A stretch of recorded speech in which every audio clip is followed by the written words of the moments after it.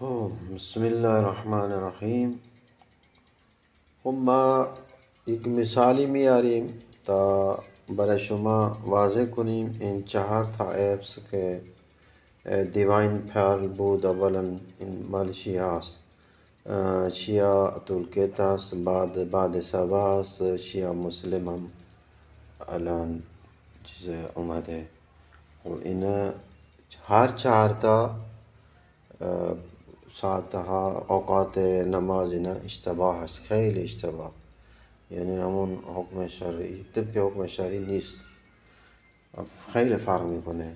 خب و مسائل دیگه هم دارد، ولی شیعه مسلم که تازه اومده اینو میشه درست کرد و روی این عمل کرد، ولی باید آخرش میگم. خب اینا چجوری اشتباه میکنن ببین. خب ما یه دلیلی داریم، مثال میدیم. خب از این غیر از این یک هم من خودم هم احسان حیدر عابسی کنجرودی هستم. خب اینم شیعه هست، یعنی در پاکستان یک اداره هست کنجرودی به نام کنجرودی. خب اون هم ما هم فرموله داریم برای اوقات نماز طبق فقه جعفریه. خب این زیرش حنفی هست اهل سنت.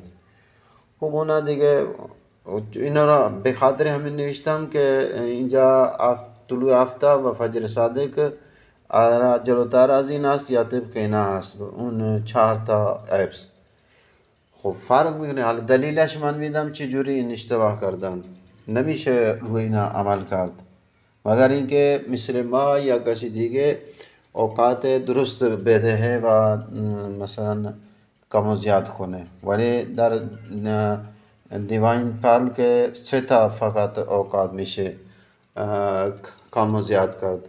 در شیعه تولکت که هم مثلا چیزه میشه، ولی بعد هم طلوع آفتاب اصلا آپشن نداده اونجا. بعد سبا که اصلا نداره که مثلا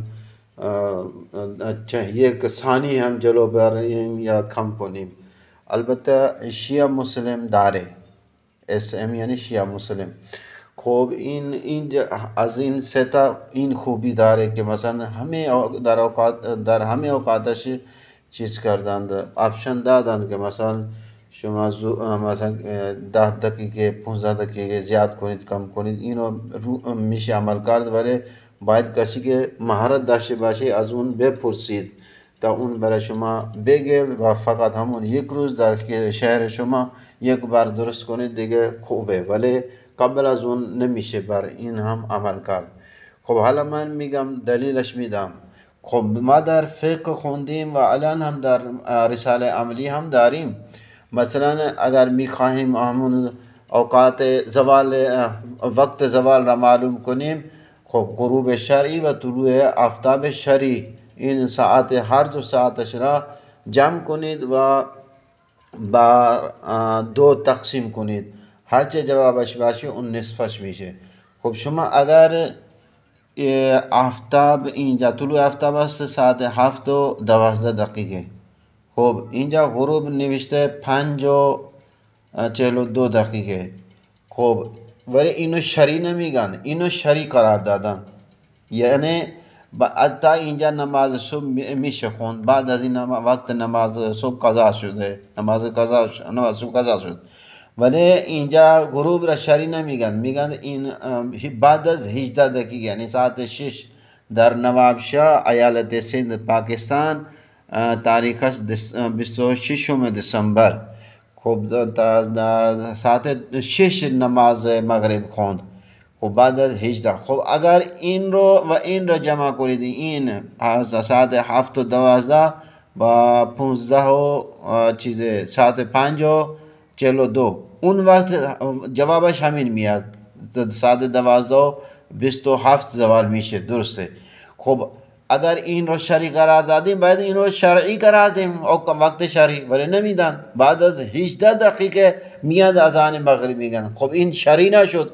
اگر این شرعی است بعد این شرعی باشه دوباره این وقت را و این وقت را، یعنی ساعت 7 و 12 دقیقه با 6 ساعت مثلا همون قبل غروب نزدیک غروب اینو جمع کنید اون بر دو تقسیم کنید اون وقت جواب میاد چیز زوال میشه ساعت 12:54 درست یا نه 54 دقیقه نه 12:36 خب در 9 دقیقه فرق کرد. خب در این صورت زوال شری نمیشه. خب بعضم اشتباه شد چون طبق فقه نمیشه این اوقات را مثلا عمل کرد. خب به خاطر همین این اوقات دیگه به درد نمیخورند اصلا نمیشه عمل کرد. من چون علم بلدم علم دارم من شرعی ذمه داری محسوس کردم مثلا من بعد چیز این رو برای شما وضاحت کنم.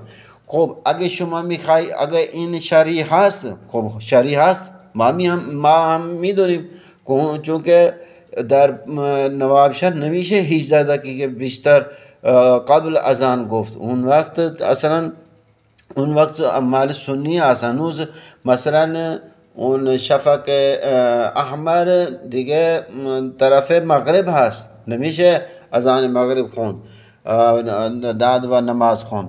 خب اگه این رو شرعی قرار دادیم باید قبل از این ساعت 7:12 بیشتر بریم یعنی قبل از این 18 دقیقه دیگه بریم یعنی اون میشه ساعت 6:54 صبح.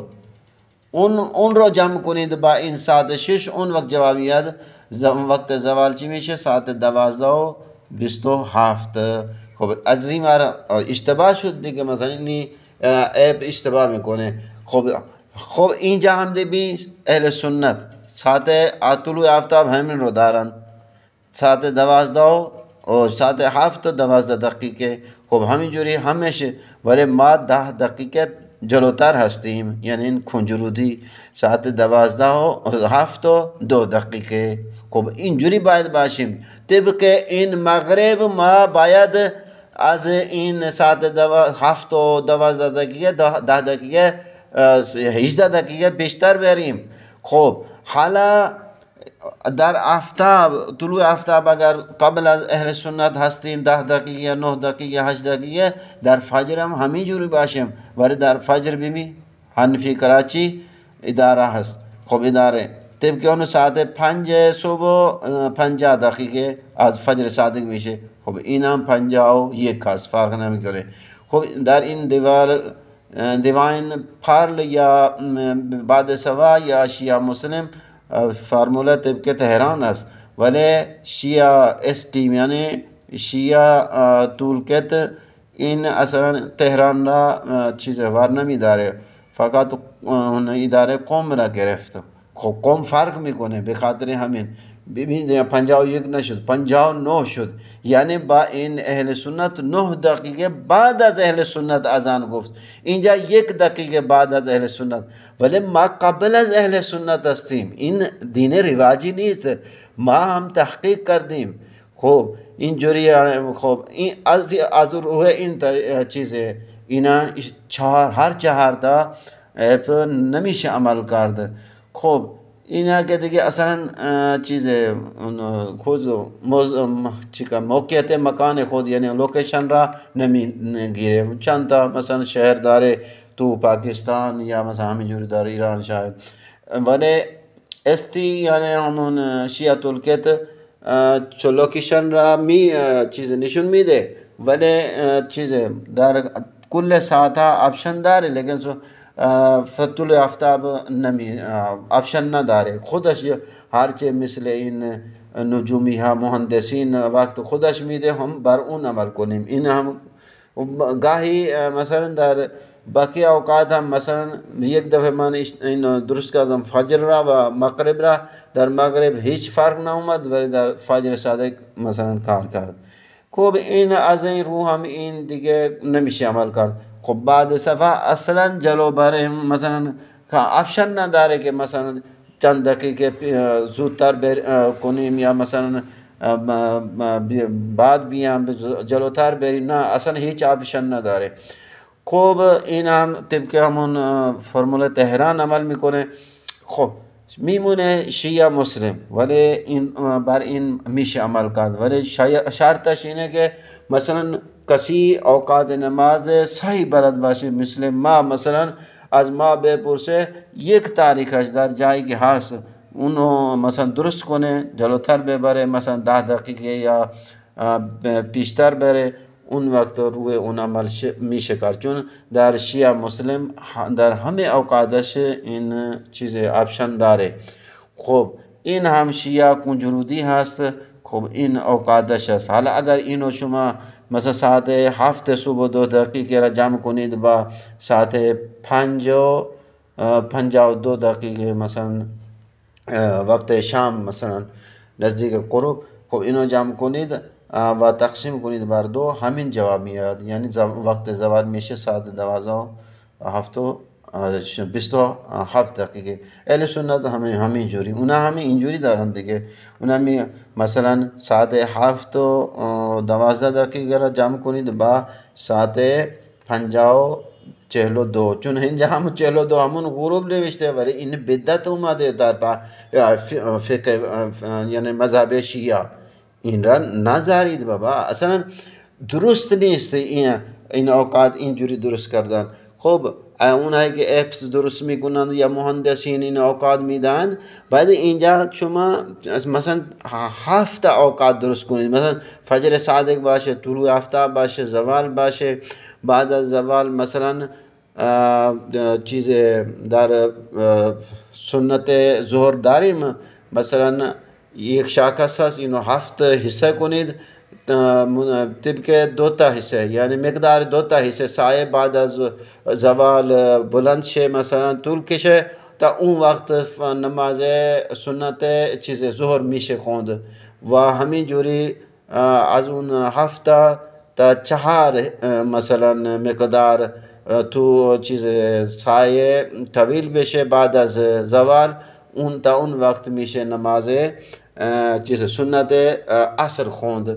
خب غیر از این هم مثلا اون 2 تا 2 حصه که از سایه اون ظل شاخص چیز طول میکشه، اون تا اونجا نماز جمعه هم میخوند که فتوای رهبر معظم سید علی خامنه‌ای. خب یا چند تا دیگه شاید چیز هستند مجتهدین. خب اونم برای ما یک کار آسانی میشه، شما اون را بیارید. خب اگه دلتون بخواد مثلا عصر شافعی که همون عصر شیعه است اونو هم بیارید اینجا، و بعد از اون 2 تا این شد بعد از زوال مثلا، و سومی مغرب است. اگر عصر بدید اون 4می میشه. بعد از مغرب عشاء اگر دلتون بخواد بدید، ولی لازم نیست. ولی بعد از مغرب اینجا مثلا نصف شب را بیارید، تمام شد. شیعه همین است. ولی تحقیق کنید، اینجوری نباشه که مثلا اینجا اشتباه میکنید. طبق شریعت باشه. باید اینجا اوقات شما اینجا کنجرودی را ببینید، هیچ اشکالی نداره. اگر شما میتونید اینجا ایراد بیارید من جوابش دارم، ولی هیچ ایرادی نداره. خب این هم میگفتم قبلا که من انشالله یه ویدیو میارم که اینا چجوری اشتباه میکنن این اپ ها. خب روی اپ ها نمیشه اینجوری چیز عمل کرد. باید این چیز علما، طلاب عزیز، حوزه علمیه مثلا حوزه علمیه قم، نجف، باید اینا را یاد بگیرن و الان با فرمهای آسون فرمولش که همون هست، ولی طریقه کارش خیلی آسون است. فقط شما یک ماشین حساب داشته باشید، توش یه دکمه هست، اون لازم است اون باشه. ما اون دکمه را مثلا 60 میگیم. خب اون اگه داشته باشه اون ماشین حساب ساینتیفیک کالکولاتر ساینتیفیک ما میگیم، اونو بیارید بخرید و روی اون فرمولا ها را مثلا پیاده کنید، مثلا اپلای کنید، اون خودش تنجت وغیره همچین چیز درست میکنه و به شما جواب میده. دیگه لازم نیست همون ریاضی مهندسینی که میخونن اونو بلد باشی بخونی 4-5 سال نمیدونم چقدر طول بکشه. فقط مثلا دکمه ها بلد باشید، دکمه همون ماشین حساب را اون که هر کسی بلده، فقط اینجوری ماشین حساب داشته باشی که چیز اون دکمه 60 داشته باشه. خب منم چون در ویدیوهای قبلی اینا رو همه چیز را گفتم، باید علما اینا را علم را یاد بگیرن. این خیلی علم شریفی است.